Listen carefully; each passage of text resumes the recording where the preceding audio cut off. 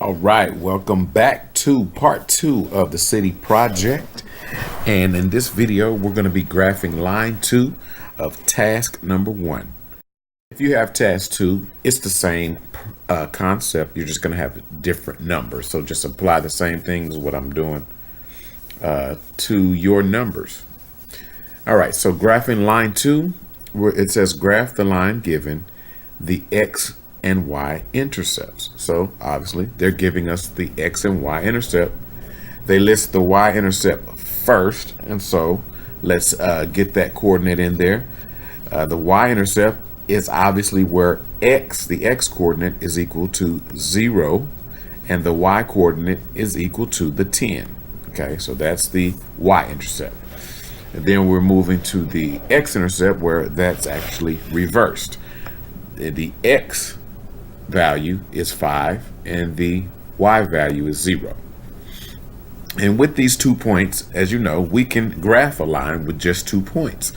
We can determine the slope from just 2 points. So we're going to use the slope formula and just determine the slope from these 2 points. And so we got y2 minus y1. That's 0 minus 10 on the top. And then on the bottom, we have the x2, which is 5, minus the x1, which is 0. Well, on the top, if you do the math, obviously, we're going to get negative 10, because if you start at 0 and subtract 10, you're going backwards to negative 10. And then on the bottom, we got 5 minus 0, which is just 5. Stays the same. And now we have to simplify this.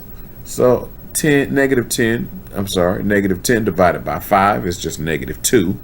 And we're going to put it over 1 for the slope because we need a rise and a run. And so whenever you just have a whole number and then you need to graph something, if your slope is a whole number and you need to graph something, just put that slope or that whole number over 1. If it's not already a fraction. It always helps if you have a fraction because then it's already done for you. Anyway, now we're going to go to our graph and we're going to plot the y and the x-intercept. So first of all, we're going to start with the y-axis, the y-intercept. We're going to go up 10 spaces or 10 units and we're going to plot it. There it is. On my graph, there it is. You just have to count it and trust me, that's 10 spaces. I got it right. And then on the x-axis, we have to go 5 spaces to the right. There they are. Okay, so that's the x and the y-intercept, or the y and the x-intercept. And then we're going to start at the point that's the farthest to the left, which happens to be the y-intercept in this case. And we're going to use our slope to get every other point on this line, the ones in between the x and y-intercept and the ones outside on either side of the x and y-intercept. So starting at the y-intercept, we're going down 2 and over 1. That's our rate of change. That's our slope. We'll plot a point. That means that point should be on the line. And then if I start from that point and go down 2 over 1, then I found another point that's on the line. I plot that point. Then I go down 2 over 1. Again, this is my rate of change, and I'm plotting a point. This is my slope. This is how slanted my line is. It's a negative slope, and I'm going down 2 over to the right 1, and I'm plotting a point. I'm getting all the points on the line. Down 2 over 1. All right, I made it to my x-intercept, which is a great sign. I ran right into it, which means I'm on the right track. And I'm just going to keep going. Down 2 over 1, plot a point. Down 2 over 1, plot a point. Down 2 over 1, plot a point. Down 2 over 1, plot a point. Down 2 over 1, plot a point.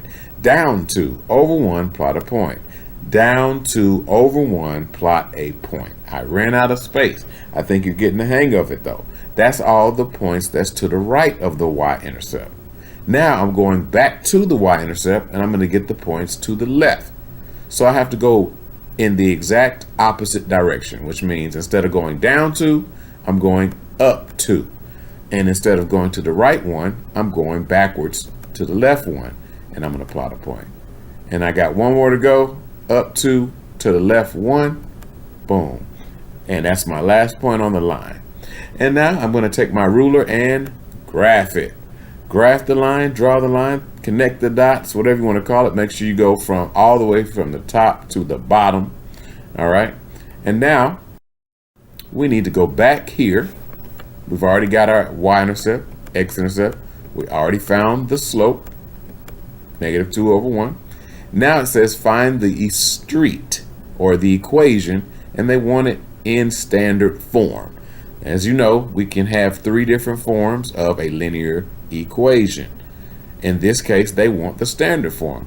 But obviously, we can't just go straight to the standard form. We have to start with the point slope form and then simplify it to the slope intercept form and then go to standard from there. So, starting out, point slope, y minus y1 equals m times x minus x1. We're going to fill in the blanks. You get to choose a point. We could choose the y-intercept, but in this case, I want to choose the x-intercept. And I'm going to fill it in. Y minus 0, well, 0 is my y1, or that's my y-coordinate of my point, equals my slope, which is -2. And once again, I don't need to put it over 1 when I'm writing an equation, because you don't see it like that. And then I multiply that times x minus the 5. We're going to distribute to -2 times x and -2 times -5. On the next line, since we got y minus 0, it's just going to leave us with y on the left side. And then the product on the right side is the -2x and the positive 10, because a negative times a negative is a positive with that. So we see that's in slope-intercept form. We simplified it, but we're not in standard form yet. Standard form is alphabetical order, which means that the 2x needs to be on the left side of the equal sign. All right, so we need to delete it from the right side while at the same time adding it to the left. So we're going to do the opposite of subtracting the 2x. We're going to add it, so we can cancel it on the right, but at the same time add it to the left, as you can see in red. All right, so obviously on the right side, the -2 and the positive 2x cancel each other out, and we're left with just 10 on that side. And the other one, we have y plus 2x. Well, I'm going to rearrange that and put it in alphabetical order. Put the positive 2 first, plus y, n equals 10. Now I'm in standard form, and that's what I write on that line. And next, we need to put that on the actual graph to label our line, like so. Line 2 is 2x plus y equals 10. That's our line. Please label it. Make sure you use a ruler. Peace to you guys.